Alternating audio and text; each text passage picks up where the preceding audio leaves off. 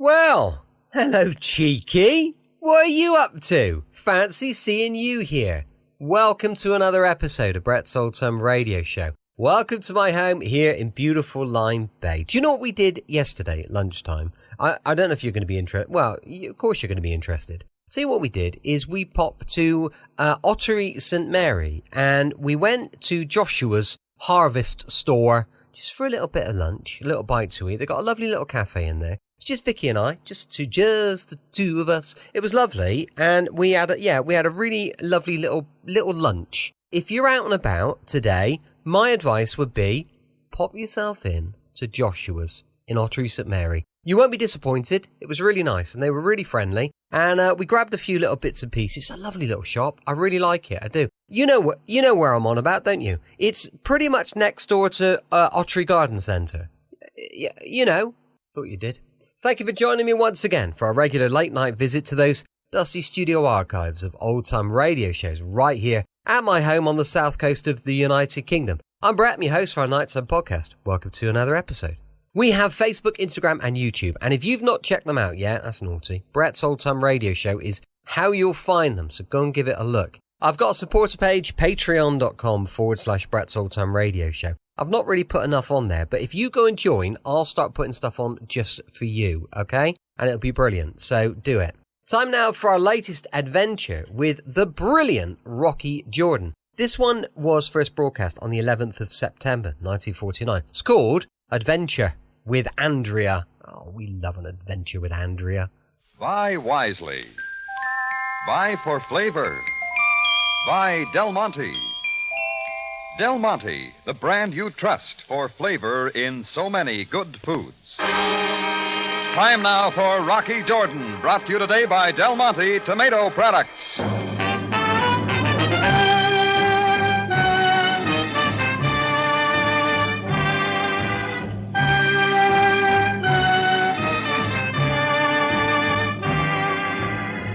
Not far from the Mosque Sultan Hassan in Cairo stands the Cafe Tambourine, run by Rocky Jordan. The Cafe Tambourine, crowded with forgotten men, alive with the babble of many languages. For this is Cairo, where modern adventure and intrigue unfold against the backdrop of antiquity. Del Monte presents Rocky Jordan and this week's story, Adventure with Andrea.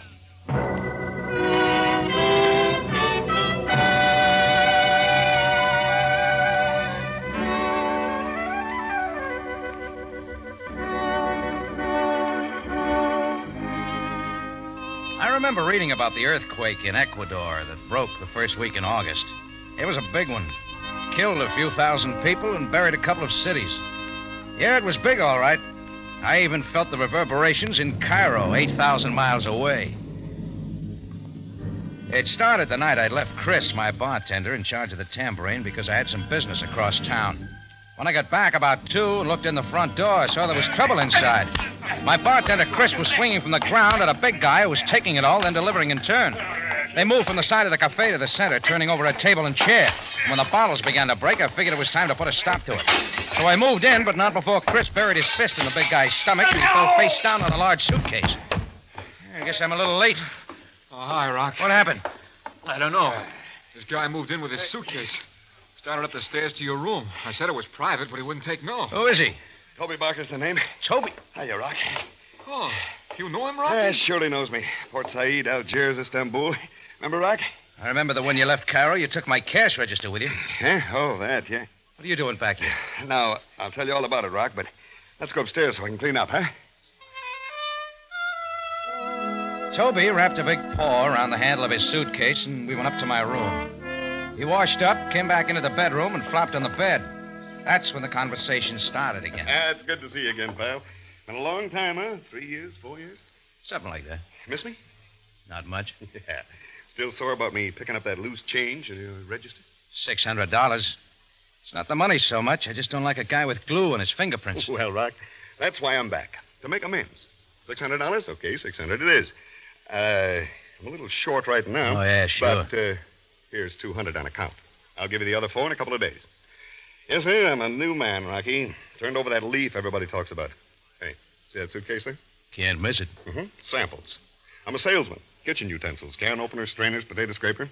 Bring modern mechanics to the oppressed housewife in the Middle East. Why, they'll welcome me here with open arms. A new Caesar conquering Egypt with aluminum. You haven't lost any of your wind. It's going to be fun bunking with you for a couple of days, Rocky. You staying here? Oh, you wouldn't have it any other way, pal. Oh, Rock. Yeah. I'd appreciate it if you don't mention it around town that I'm back. That why you don't want a hotel? You know how it is, sport. A couple of debts, some people carrying grudges for a long time, and, well, I'd just as soon it wasn't noosed around that Toby Barker's in Cairo. You can keep a secret, huh, sport? Well, that's how it began. Part 2 started the next morning. About 9 o'clock, I noticed a kid, 14 or 15, standing across the street bouncing a ball up against a wall. At 11, he was still there, but his arm was tired, and he was just sitting on the curb. 1 o'clock, he was bouncing the ball again, but I could see his heart wasn't in it. What he was really doing was a watch job on the tambourine. 3 o'clock, the kid was still there watching, and I was getting pretty curious. I moved out to talk to him, but when he saw me coming, he started to run. I took out after him. Hey! Hey, kid! Slow down. I'm not going to hurt you. I just want to talk to you. He kept on running down the Sharia car with me after him. But on the corner, he ran into a fat lady carrying a basket of groceries. The kid and a bag of Brussels sprouts rolled on the sidewalk. 2 seconds later, the fat lady was picking up her Brussels sprouts, and I was picking up the kid. Why does the boy not watch where he is going? Why doesn't that look before he runs into innocent people carrying Brussels sprouts? All right, kid, come on, up on your feet. People, the way they raise their children. They raise them to knock over innocent people in the street carrying Brussels sprouts. He apologizes. Come on, kid, step to the side here. I want to talk to you. Suéltame. Déjame ir. Déjame ir. All right, settle down. Déjame ir. No le hice nada. Solamente estaba aquí afuera atendiendo mis propios negocios. Huh? Suéltame, le dije. Now, try speaking English. English. Pero, señor, no hablo inglés. No lo hablo. Then try speaking Arabic. Por favor, señor, no lo comprendo. Suélteme, por favor. You were watching my tambourine. Why? ¿Por qué, kid? What's going on? No sé de qué hablo. Le dije que estaba atendiendo mis negocios. Suéltame, señor. Suéltame.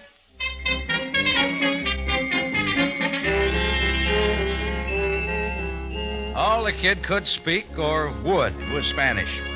But when someone cases my place for a full day, I could figure something was up, and I wanted to know just what. So I let the kid go, figuring to follow him.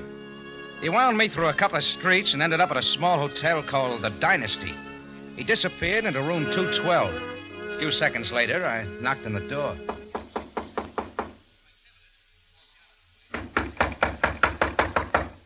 Who's there? Who's there? Open the door and you'll find out. Come in, Senor Jordan. We've met? No, senor, but I know of you. It's all right. Come in. Este es el hombre llamado. Yo sé, Kiko. Haga el favor de dejarnos ahora, ¿eh? Bien. My brother, Kiko. He speaks nothing but Spanish. So I see. He has left us alone so we may talk.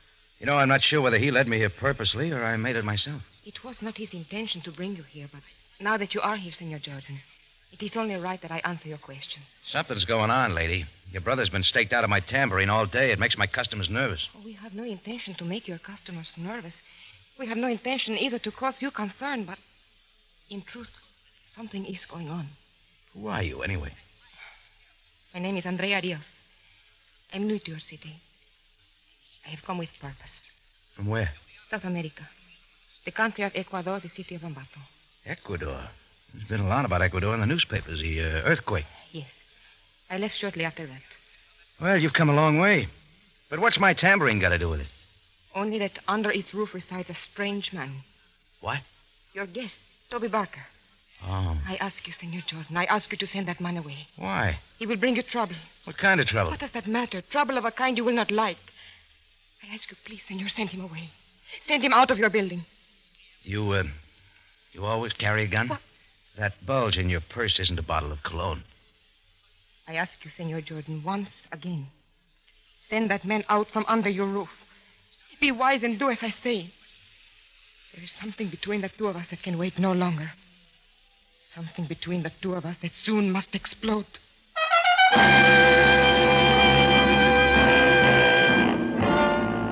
Well, I had the feeling it was a simmering pot.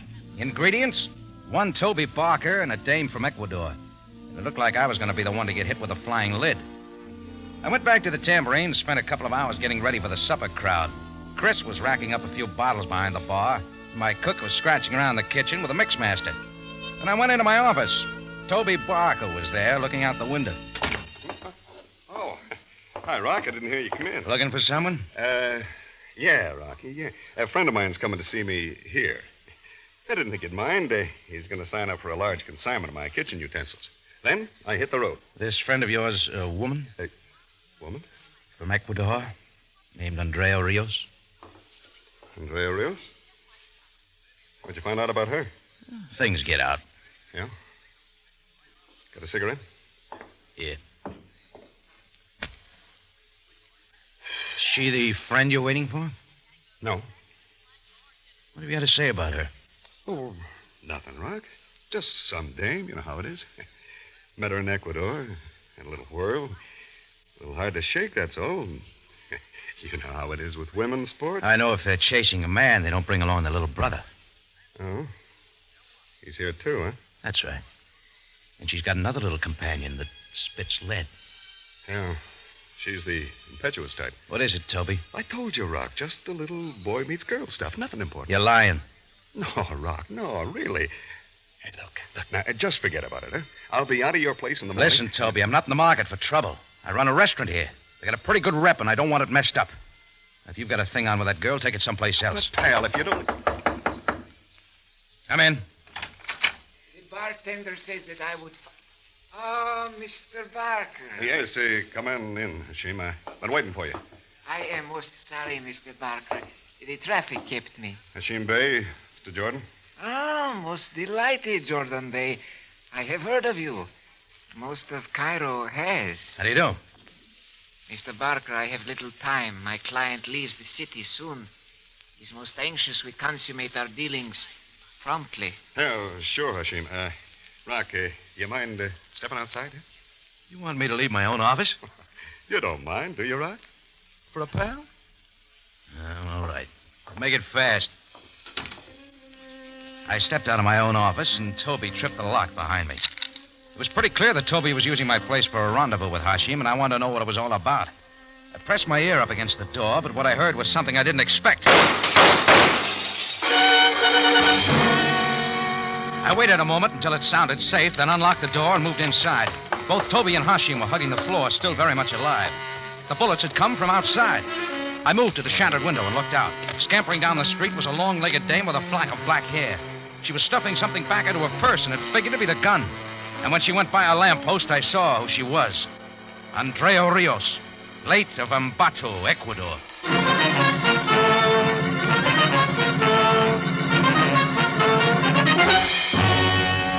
Del Monte Foods is presenting tonight's adventure with Rocky Jordan.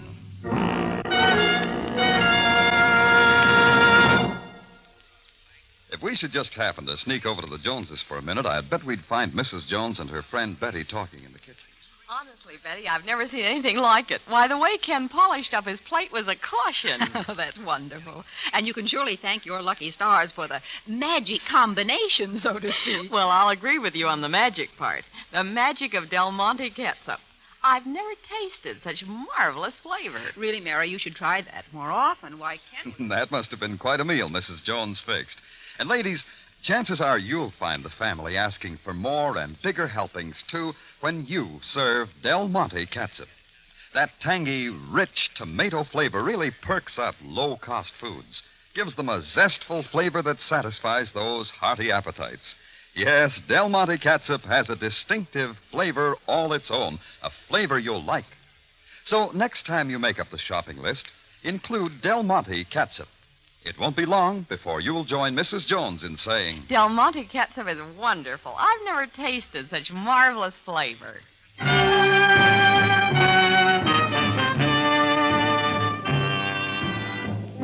And now we take you back to Cairo and tonight's Rocky Jordan story, Adventure with Andrea.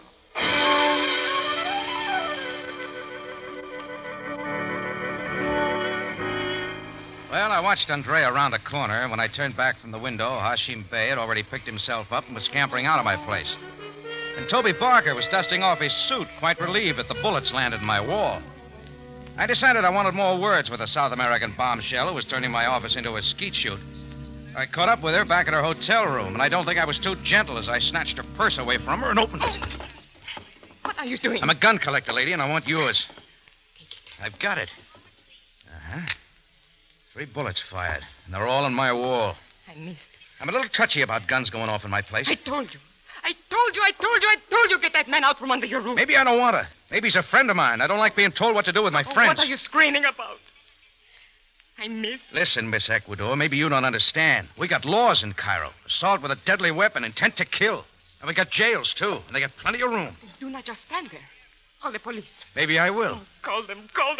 What do I care? All right. Go ahead. What are you waiting for? Get me Captain Sam Sabaya, Cairo Police. Call them. What does it matter now? I missed.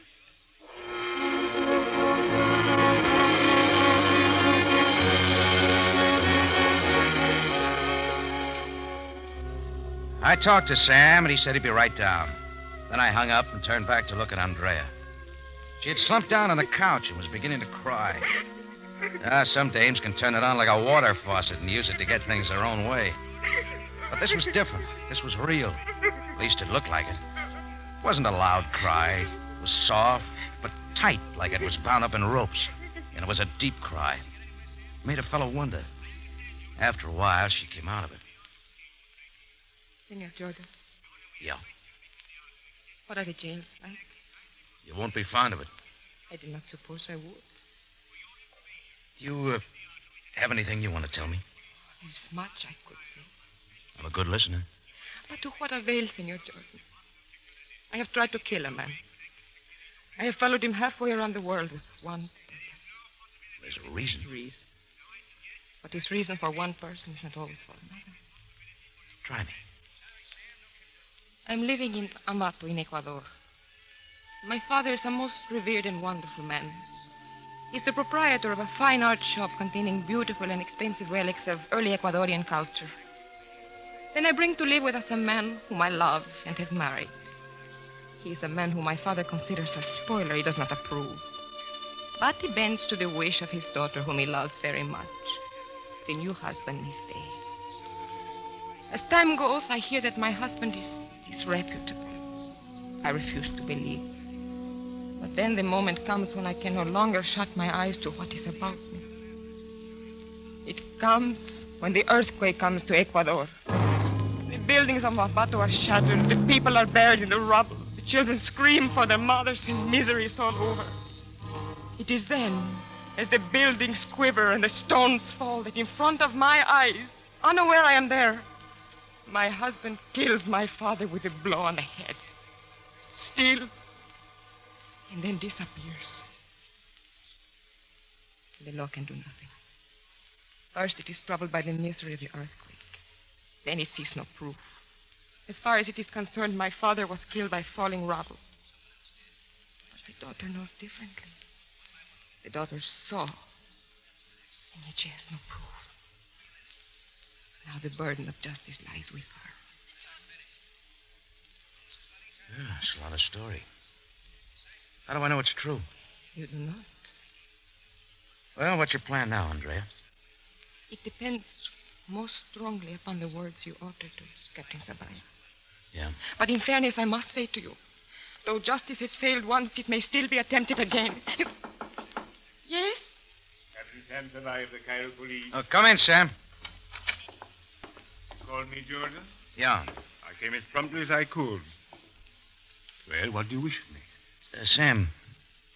Yes, I'm waiting, Jordan. Andrea, will you do one thing for me? Don't do anything for a couple of hours. Give me a chance to think a little bit. I have waited so long. I can wait a little longer. Jordan, would you Come on, Sam. Outside. I'll see you soon, Andrea. Jordan, I'm a most busy man. I receive an urgent telephone call from you requesting me to arrive as promptly as possible at room 212 of the Dynasty Hotel. Yeah, I know, Sam. This I do. When I arrive, I find you and a beautiful woman alone in a room The atmosphere most dense. I know, Sam. I see that you are disturbed, that the lady has been crying, that a gun lies on the bed. And when I ask of you the trouble, you tell me nothing. I'm sorry, Sam. Later, I'll tell you all. Jordan. Huh? Beware that you are not carrying too much upon your shoulders. Beware that you are not making decisions which are beyond your province. Yes, Sam. I'll watch it.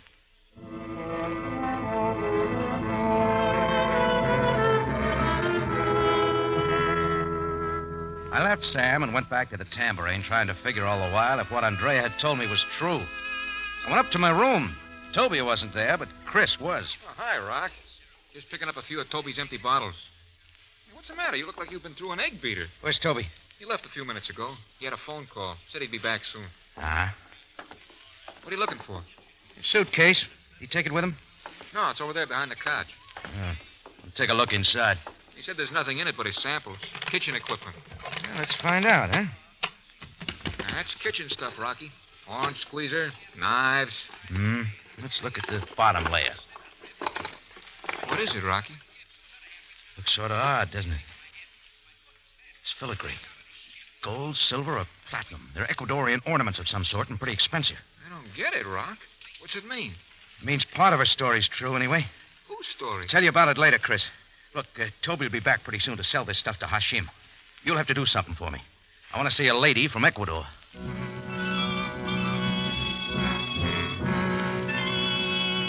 I told Chris what I wanted him to do, then went back to the Dynasty to find Andrea. The desk clerk said she'd gone across the street to get a sandwich. I found her munching on some deviled egg and sipping black coffee. You came back sooner than I expected. I got an answer sooner than I expected. What do you mean? I went through Toby Barker's suitcase. Oh, gold and platinum filigree, eh? My father's. That's right. Worth quite a bit of money. $50,000 to $100,000, depending on the buyer. Even now, Toby is trying to close the deal with an Egyptian named Hashim. And then he will leave the country. I have not much time. Andrea. Yes? He'll tip his hand. Sooner or later, he'll tip his hand. Will he? I'm trying to tell you to lay away your gun. I know, Rocky. He's not worth it, Andrea. If he did what you said he did, he's still not worth your killing. You do not have to go on. My mind is made up. It has worked within me for so long that there is nothing for me to do but to kill him. Andrea. He is an evil man the law cannot touch. He killed my father. And that death is laid at my feet. Rocky, I have no other course but to do what I have planned.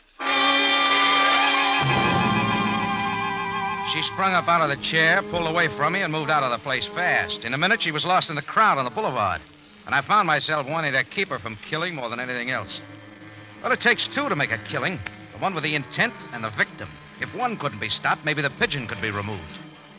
I figured I could beat her back to the tambourine, so I called a cab, told him to step on it. A little while later, he dropped me off just in time to see Hashim Bay scurry out of my place with Barker's sample case in his hand. He was moving toward a black sedan on the corner, I suppose, to his waiting client. But I was interested in Toby Barker. I found him in the kitchen, a roll of bills in his hand. Oh, hiya, Rock. We're just going to leave this for you. The rest of the $600 I owe you. Old Hashim and I closed the deal. I turned over my kitchen utensils to him, and he turned over his cash to me. You better start moving, Toby. Huh? I said you better start moving. I'm going. What's the big hurry? Did Hashim open the suitcase before he took it? No, there wasn't much time. He had someone wait. What? You'd better move. For more reasons than one, pal. You're turning into a rabbit in a greyhound race. What are you talking about? Andrea's on her way over here, and she's got a new clip for a gun. Oh? Well, thanks, Rock. Thanks, pal, for warning me. I'm not thinking about you. Well, then I don't want her to kill you, that's why. I don't think you're worth it. You don't want her to... Oh, no. Oh, well, there's one for you. That's rich, pal. The rock going soft for my wife. The back door, Toby. Use it. Sure, Rock. I'm going. Oh, hey, wait. What about your money? Forget it. I don't like the way you got it. Your debt's canceled. Suit yourself. Go on now, make it fast. There's a plane for Athens in 30 minutes. So long, soft touch. I'll use your 400 to have it. At the shot, Toby grabbed his stomach, and that's when the rest of them came. He toppled over in his face, and by the time he hit the ground, he was dead.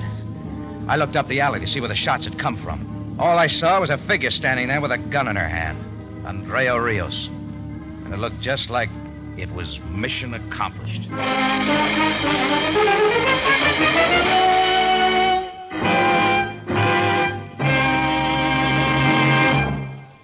In just a moment, Rocky Jordan returns to conclude tonight's story.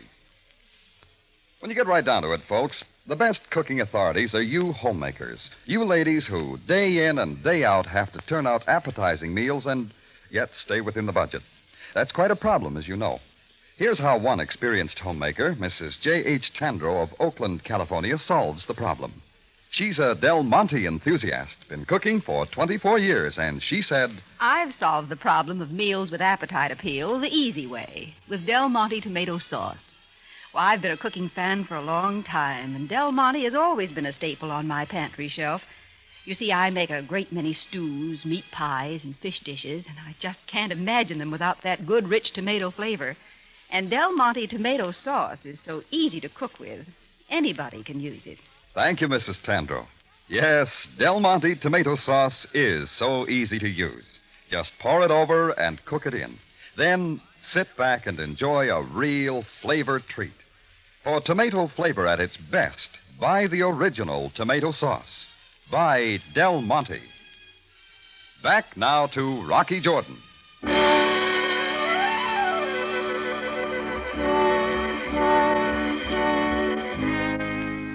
Well, that was the picture. Toby Barker cut down by a flood of bullets, and standing up the alley from him, Andrea Rios, a gun in her hand. It had been a long haul for her, but it looked like she'd finally done it. As I saw her leaning against a building, beginning to sob, I felt sick. I hadn't been able to get the pigeon away in time. Well, I started up toward her, and as I got closer, I could hear her sobs. They cut into me like knives, and I began to feel sorry for everybody who got into something they had no way out of. Andrea. I heard him groan. I saw him grab his stomach. Come on, now, get hold of yourself. He fell forward on his face. Andrea. Did I do it, Rocky? Did I finally do it? Give me the gun. And now that it is done, am I more happy? Andrea, listen to me. This gun hasn't been fired. All the bullets are still in the clip. You didn't kill him, Andrea. Indeed, she did not, George. Sam. Since I answered your telephone request at the Dynasty Hotel, I've been keeping a close watch on you. I don't get it. You didn't cut Toby down. I've been outside the tambourine. A moment ago, Miss Rios came and waited by that lamppost. Then I saw this man, Toby Barker, emerge by your back door. I saw Miss Rios reach into her purse for a gun. I moved to stop her, but before I could, shots came from another direction. Mr. Barker was killed by a man named Hashim Bay. Hashim Bay? Sergeant Greco and I have apprehended him. Even now, he is in the police car. He has said that he killed Barker because Barker had double-crossed him. Jordan, this suitcase, you recognize it? Sure, that's Toby Barker's suitcase. It originally had the gold and platinum filigree in it. Originally, yes. That is what Hashim paid for, but what he got was... Well, observe. I shall open the suitcase. You see? The original contents, the filigree, had been removed. And it had been replaced truly with kitchen utensils. And all of them are stamped with the mark of the Cafe Tambourine.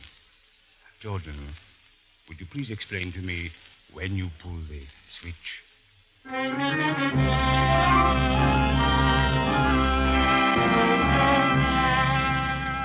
Well, Chris had done what I had asked him to do. Remove the filigree and replace it with plain old utensils for my kitchen.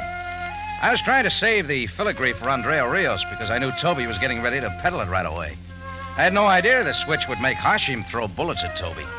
But it did, and, well, that was that. I turned the filigree over to Sabaya, and after the inquiry, it'd go back to Andrea Rios. That's about all, except that Andrea got her justice without putting her own foot in it. Later, Andrea and her brother Kiko went back to Ecuador. Well, who knows? Maybe someday I'll take a trip over there myself.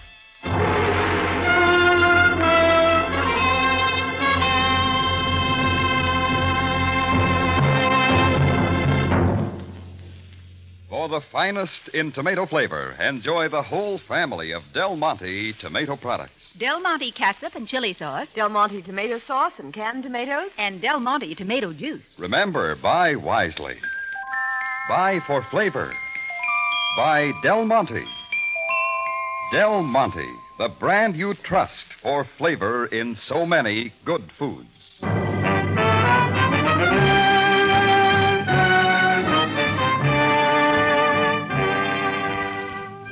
Rocky Jordan, written by Larry Roman and Gomer Cool, stars Jack Moyles in the title role with Jay Novello as Sam Sabaya, and is produced and directed by Cliff Howell, with original music composed and conducted by Richard Arundt.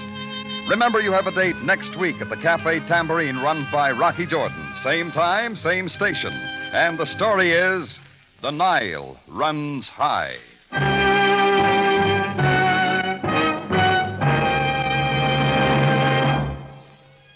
If you haven't tried Del Monte pickles, you don't know how really good a pickle can be. Sweet pickles, sour pickles, dill pickles, every kind you like, and every one crisp and full of flavor. Del Monte pickles, more good products from the brand that always puts flavor first.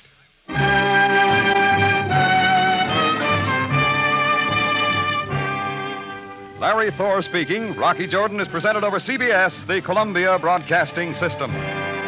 Welcome back. Hope you enjoyed an adventure with Andrea and Rocky Jordan. And don't forget, we'll be back tomorrow with those tales of the Texas Rangers. Going live from 5 p.m. my time here in the UK. As I mentioned earlier, we've got a supporter page, patreon.com/Brett's Oldtime Radio. And as I keep mentioning to you, we're looking for a sponsor for the big show. If you fancy being a sponsor of the show, then drop us a line. Let us know. Thanks for listening. I'll be with you 7 days a week, each and every week. And I'll see you tomorrow on Brett's Oldtime Radio Show. Love you. Bye.